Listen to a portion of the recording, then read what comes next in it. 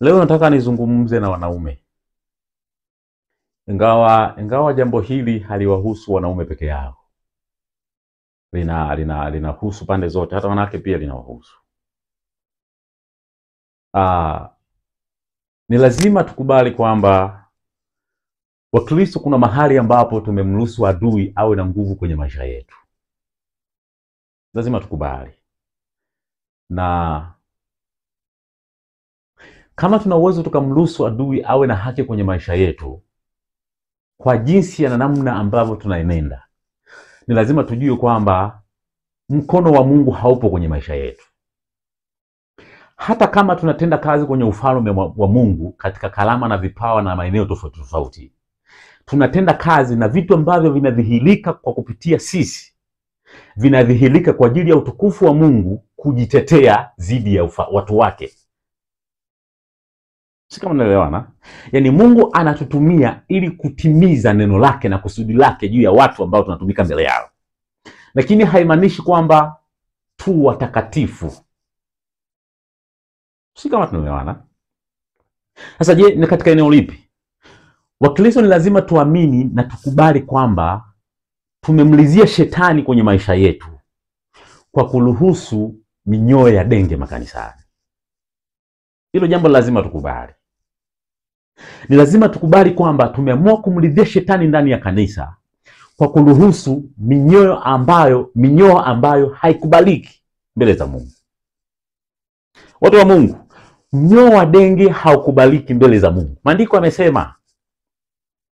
Na wakati mwingine maandiko tunayajua, si kwamba hatuyajui, ila ni vile ambavyo hatujakubali kuyaelewa kwa sababu hatutaki kulikubali hilo neno ili kutimiza mapenzi yetu. Si kama tunaelewana?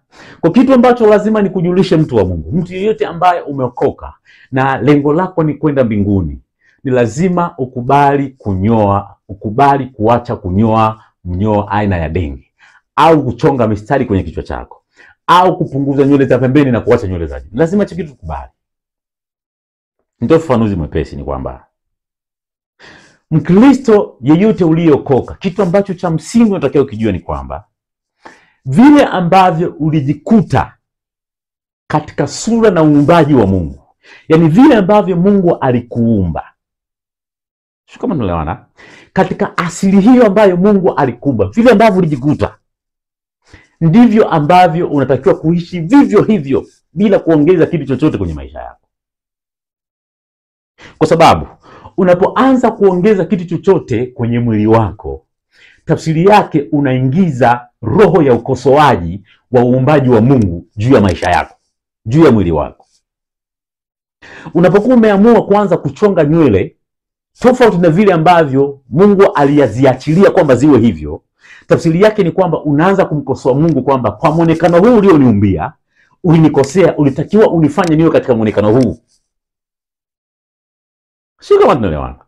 Kwa unapoanza kuapply kitu chochote kwenye mwili wako ambacho katika uumbaji wa Mungu vile ulivyoumbwa haukukikuta, na ukaanza kujibadilisha na kujiweka katika namna fulani ambayo haitokani na asili ya vile ulivyo, unakuwa unaingiza kufuru ya uumbaji wa Mungu juu ya maisha yako. Na unapokuwa unafanya hivyo, unatengeneza tafsiri mbele za Mungu kwamba ulinikosea. Na kama utafanya kufuru hiyo mbele za Mungu, tafsiri yake ni kwamba hauna kibali, hautengeneze kibali mbele za Mungu. Unajiondolea kibali mbele za Mungu. Na kama unajiondolea kibali mbele za Mungu, tafsiri yake ni kwamba unamkaribisha ibilisi kwenye maisha yako. Na kama utakaribisha ibilisi kwenye maisha yako, tafsiri yake ni kwamba hauwezi kuona ufalme wa Mungu. Kwa sababu unakuwa una sura au umebeba kitu ambacho hakina utukufu wa Mungu kwenye maisha yako. Sio kama tunaona watu wa Mungu. Kwa hiyo ni lazima tujue kwamba mtu yeyote ambaye unanyoa mnyoo wa denge, ndugu yangu, mbinguni hauwezi ukaenda, hautaingia ufalme wa Mungu. Haijalishi una nafasi gani ndani ya kanisa. Haijalishi una nafasi gani ndani ya Ukristo. Haijalishi watu wanakuheshimu kiasi gani. Haijalishi unafanya nini kwenye Ukristo. Nafasi ulionayo haitakuingiza kwenye ufalme wa Mungu. Status na heshima ulionayo haitakuingiza kwenye ufalme wa Mungu. Kitu pekee ambacho kitamuingiza mtu kwenye ufalme wa Mungu ni kutimiza mapenzi ya Mungu na sura ya utakatifu ndani yake. Kuna vitu tunavyo kwenye maisha yetu, na tunapokuwa tunafanya makanisani, tunapokuwa tunafanya kwenye Ukristo, Mungu anaruhusu kwa kupitia sisi vifanyike. Na lengo mwisho wa siku tukufu rudi wapi? Rudi kwake yeye. Na lengo ni kuwasaidia watu wanyonge waingie katika kukombolewa. Sio, mnaona? Yaani kitu chochote ambacho Mungu ameweka ndani yako, na kwa kupitia hicho kitu unatendea kazi katika ufalme wa Mungu na matokeo unayaona. Mungu amekiruhusu kwa ajili ya utukufu wake. Lakini kama utaruhusu dhambi fulani ukaibeba kwenye maisha yako, kwa sababu hiyo tu hauwezi kuona ufalme wa Mungu.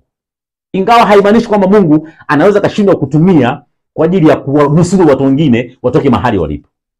Kwa sababu Mungu hawezi kushuka yeye mwenyewe kutoka mbinguni aje duniani. Watu wa Mungu, nafasi haitakupeleka mbinguni. Huo mnyoo wa denge kama hauwezi kuuacha, basi ujue kabisa kwenye maisha yako umeahirisha kwenda mbinguni. Mungu akubariki sana. God bless you so much. Mungu akubariki sana.